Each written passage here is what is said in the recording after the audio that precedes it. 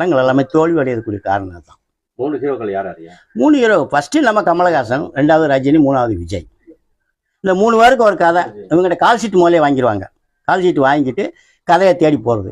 அதுக்கு நம்ம சொல்லிடுவாங்க 4 ஃபைட் வேணும், 3 லவ் சீன் வேணும், அதில் 2 சீன் வந்து முத்தம் கொடுக்குற மாதிரி வேணும். இப்படிலாம் பேசி முடிச்சுட்டு தான் கதையை உருவாக்குறாங்க. அவங்க கதை எங்கே எடுக்கணும், நேட்டிவிட்டின்னு ஒன்று இருக்குல்ல, அந்த கதை எங்கே நிகழுதோ அங்கே எடுக்கணும். அதெல்லாம் அவங்களுக்கு தேவையில்லை. லவ் சீன் எடுக்கணுமா சிம்லாவுக்கு போயிடுவோம், ஃபைட் எடுக்கணுமா ஒரு வெளிநாட்டுக்கு போயிடுவோம். இந்த மாதிரி தான் அவங்க சிந்திக்கிறாங்க. தேவையில்லை, அதெல்லாமே தேவையில்லை. இப்போ இந்த மாதிரியான இலக்கியவாதிகளை தேடி, நல்ல கதைகளை தேடி மலையாள திரையுலகமெல்லாம் 10-15 வருஷமாக இங்கிட்டு வந்து இன்னைக்கு உருப்படியான படங்கள் கேரளாவில் தயாரிக்கப்படுது, வெளிவருதுன்னு சொன்னால் காரணம் வந்து கதையை நோக்கி அவங்க வர்றது தான் காரணம். இந்த தமிழ் சினிமா உலகத்துக்கு அந்த நிர்பந்தம் இப்போ வந்திருக்கு. சில எழுத்தாளர்லாம் உள்ள சின்ன திரையுலகத்துக்குள்ளே போய் பணியாற்றுறாங்க, எல்லாமே செய்கிறாங்க.